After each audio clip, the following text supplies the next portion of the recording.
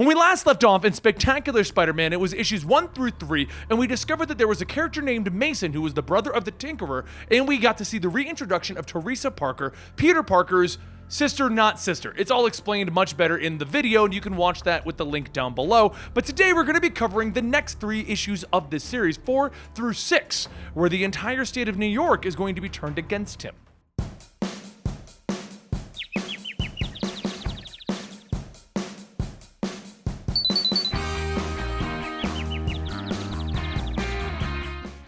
Back over at Kingpin's penthouse, Tinkerer begins his attack, blasting away at Peter, and Kingpin shouts, "Can you stop destroying my home?" One of Tinkerer's mechanical arms grabs Peter, punching him through the roof, stating that it's a small price to pay to get rid of Spider-Man. Teresa yells that she'll handle this, so she sets her guns to freeze and freezes the other arms. He tells her that it'll take more than a novelty gun to stop him, and I will destroy you, and wait, what gun?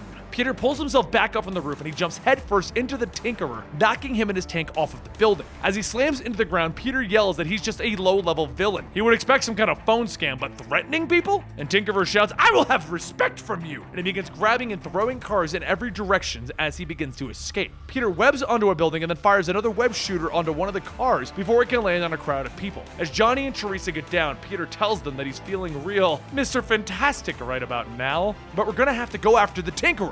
Johnny shoots over, telling Tinkerer, "You've been real nice, but this is it." He grabs onto the tank, grabbing the Tinkerer, but his hand just goes through him. Peter catches up and looks around and sees a sewer lid that's been moved, and in a fit of anger, turns back, smashing down one of the destroyed cars.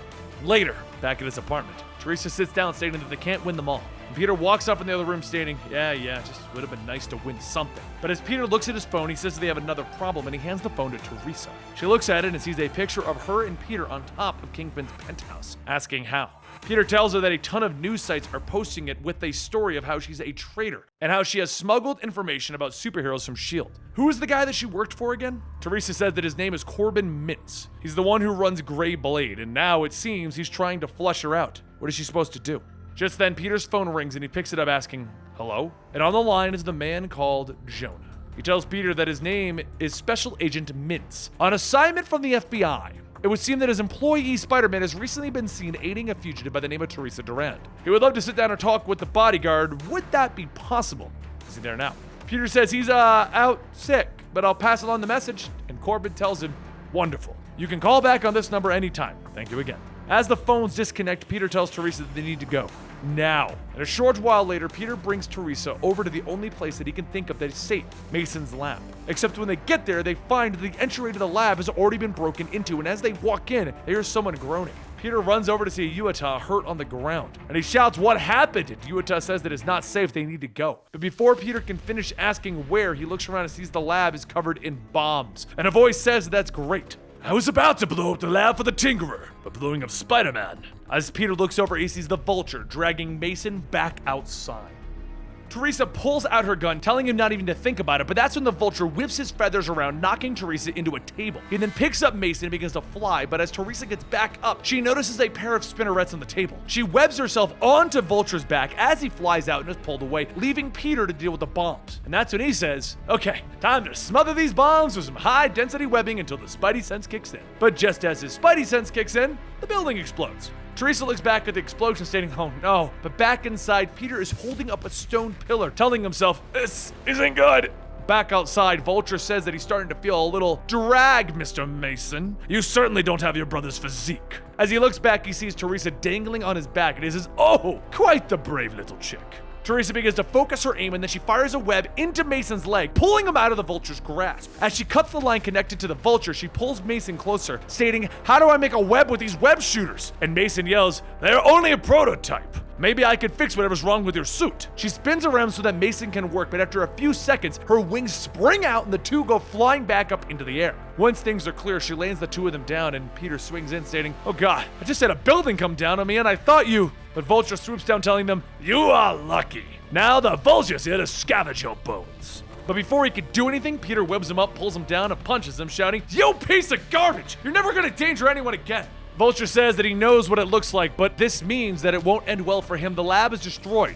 That's enough of the Tinkerer. He begins to fly off, but Peter tries to web him again. With that, the vulture spins around, slicing through the webbing, and he escapes. Peter watches him get away, and he turns back saying, okay, I'm done endangering people. You're both going into hiding. We just gotta find you guys somewhere safe. Which also happens to be my Aunt May's. Once Mason is set, Peter and Teresa head back to Peter's apartment when there's a sudden knock at the door. Then the voice of J. Jonah Jameson calls out to Peter, telling him, I know you're in there!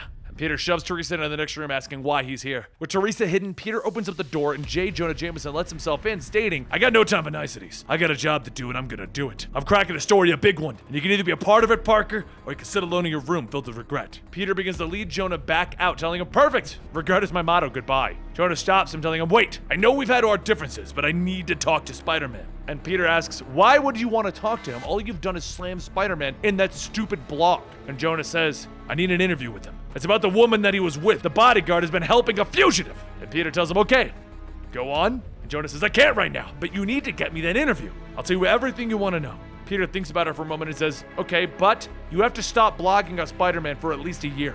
Jonah tells him, that is preposterous! Fine, but nothing is off the table with Spider-Man. Peter closes the door and Teresa runs out asking what was that. And Peter tells her that that was him being proactive. Maybe. Meanwhile, over with Agent Corbin, he tells his team that they've been working on a plan.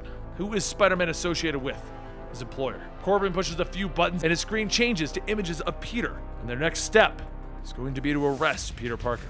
Later that night at Jonah's apartment, he puts out some food on the stove, but he says that they're having lasagna, by the way. Spider-Man looks around and sees photos hanging up and says, you should know that if there's poison in it, my spider sense could pick it up. Jonah sets the plates down and he turns his recorder on, telling him, all right, let's get started. Spider-Man folds his arm, telling him, this is stupid. All you want is information about Teresa Durant. And J. Jonah Jameson tells him, not a chance. This is a no-holds-barred exclusive. Peter begins to get up from the table, shouting, forget this! Jonah says, fine, I'll tell you what I know about Teresa, but you have to honor our deal. Peter sits back down and tells him, fine, start talking. Jonah starts to eat and he says that Teresa Durant is an ex-SHIELD agent that stole classified information. What he knows is that he and an associate received tips that Teresa stole information on how to defeat every superhero and supervillain. The source also mentioned that the majority of the information was technical in nature, so where did SHIELD get that? What would be the easiest, most logical place to look? Venus Mason, the Tinkerer. He has a brother named Hoppy Mason, except he uses his services to aid superheroes. So do you know what happened to Mason? Spider-Man takes a bite of the lasagna, stating that his lab was destroyed by his brother. All that information I already know. And Jonah says, you don't think that's weird? The Tinkerer has been stealing superhero data from his brother and sold it to SHIELD along with his own data on villains. Now that things have gone sideways, he destroys his tracks. Spider-Man pauses for a moment, then he rubs his head, stating, oh God. It's all Tinkerer's fault. How could I have missed that? He pulls down his mask, covering up his mouth again, and he gets ready to leave, and Jonah shouts, oh no you don't! You promised an hour. If you leave now, you would only prove that you're a menace. Peter sighs and sits back down, stating, can't believe I'm doing this. Jonah then leans up asking, who are you? And Peter tells him, nice try. And Jonah then says, why do you do this? Is this some sort of sick thrill messing with people's lives? And Peter tells him, no, just yours. But if you want the real reason, it's because when I was younger, someone died. It was a senseless and random murder that I could have stopped. So yeah, I do this so that that won't ever happen again. Jonah slams his hand on the table, shouting, Bull, you're a clown! A clown who hides behind a mask. Cops don't wear masks, they're real heroes. You just wear a mask so you don't have to answer to anyone. But now you have to answer to me, J. Jonah Jameson, and I will keep you in line. Peter webs past Jonah, grabbing a picture, holding it up, shouting, you idiot! Keep me in line? You've tried to kill me. Multiple times. Remember that time that you were with Scorpion and that Spider Slayer thing? Jonah gets up shouting, I was trying to hold you accountable. If you want to help people, then you have to take off the mask. Peter gets up asking, why does it even matter to you? What is your whole mission? Why go so far to ruin me? And Jonah stops for a moment and then says that it was decades ago. He was mugged. He was gonna fight back, but the girl that he was dating told him not to. The man wore a mask, and all he can remember thinking is that he is a coward. A damn coward.